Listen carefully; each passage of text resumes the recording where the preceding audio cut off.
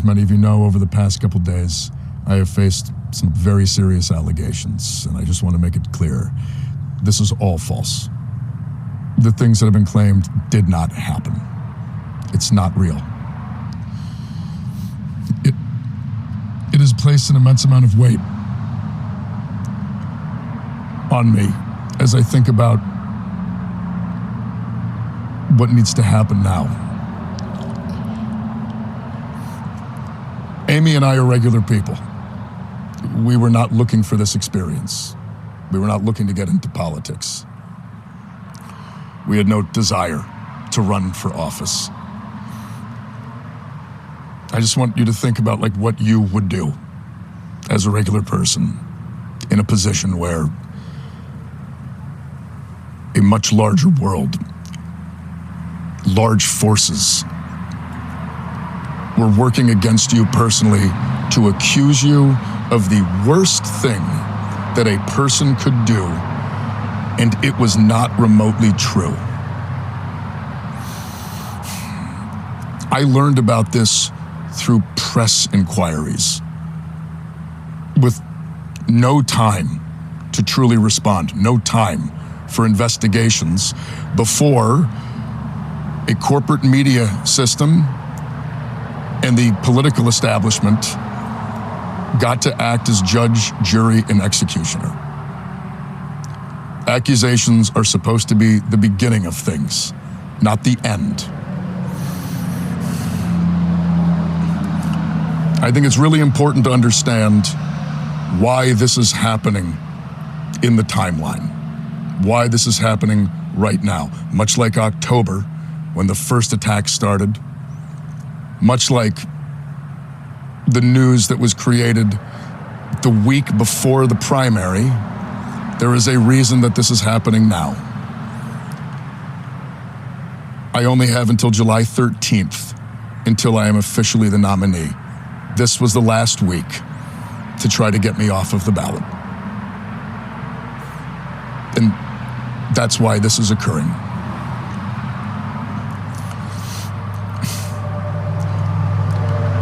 It's not the false allegations, though, that have brought us to where we are. It's the fact that they are being used by the political establishment to put structural pressure on us. We live in a political system that is not built for normal people. It is a system that is built structurally to make sure that movements like ours cannot flourish. That if they begin to succeed, they can be crushed.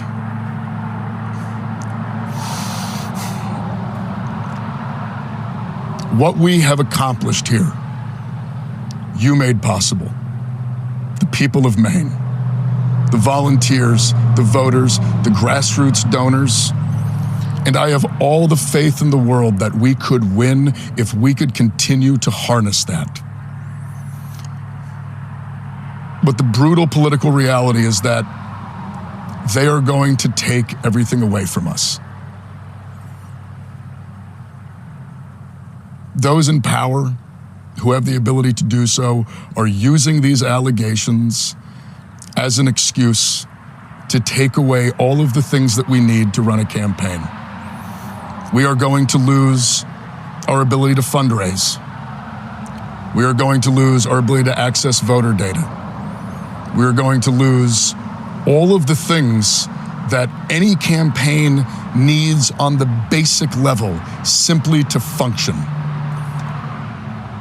Larger organizations, the national level party, the bigger donor networks, they have all committed to spending no money in this race if I'm in it. They would rather see Susan Collins win than have me be the next senator from Maine.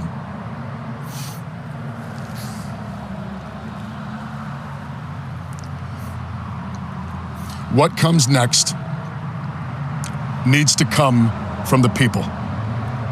Needs to come from the people of Maine. Needs to come from the voters who on June 9th, at a strength of over 150,000, the largest number in the history of Maine primaries, said no to this kind of politics, voted for a politics that would actually represent them, voted against the political system, against the donor class, against the entrenched forces.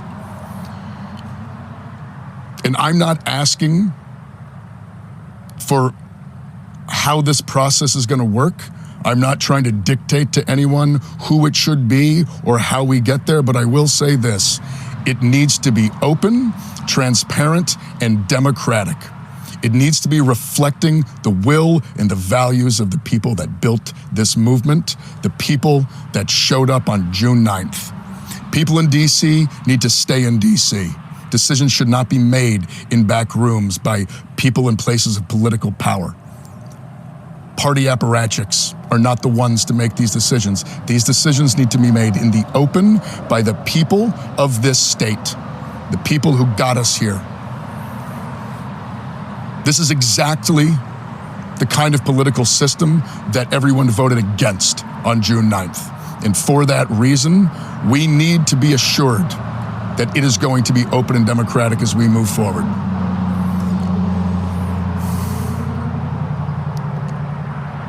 Amy and I struggled about getting into this. Last summer, right around this time of year, we sat down and we looked at each other and we said, if we believe in the kind of politics we think that we do, we have to do this. Over the past couple days, really yesterday and today, we have had to have that exact same conversation.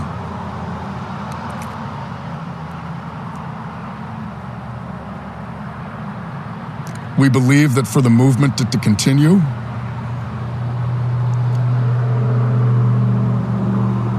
it can't be me. And for that reason,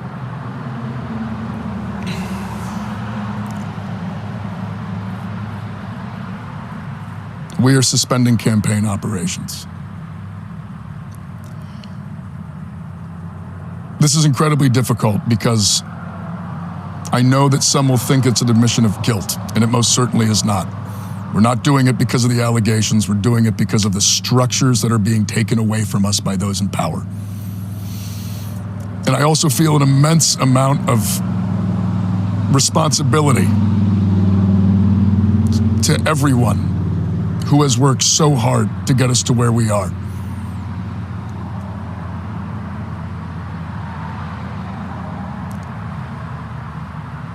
We went toe-to-toe with one of the most entrenched political systems in the history of the world, and we won. We beat them on June 9th in overwhelming numbers. We did it the right way. We built a campaign. We engaged in electoral politics. We motivated people. We banded together. We did it the way that we were told we are supposed to make change. And we won. And now they are not going to let us have it. Not if it's me. And so we're suspending campaign operations. I want to make clear, though, I intend to file my paperwork to withdraw. The process needs to assure that what comes next is reflective of the Mainers who on June 9th turned out and showed that they are desperate for a different kind of politics. It needs to be driven not from back rooms, but by the will of the people. And the decisions that come next must come from that. All we were asking for was health care, was to end a genocide, to use our taxpayer dollars at home to uplift our communities instead of waging war overseas. We were asking for a fair system. We were asking for an end to the corruption, the end to the money in politics. We were asking for real democracy, and we did it the right way, and we won. But now the ball is in the court of the Democratic establishment. My name might be on the ballot right now, but that ballot line belongs to the people of Maine. And on November 3rd, it needs to belong to the people of Maine. And the next Democratic senator for Maine needs to belong to the people of Maine. They need to reflect the will and the values of the people of this state.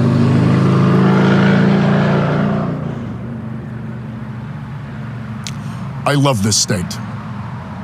I love Maine, and I love Mainers in ways that I can't really describe.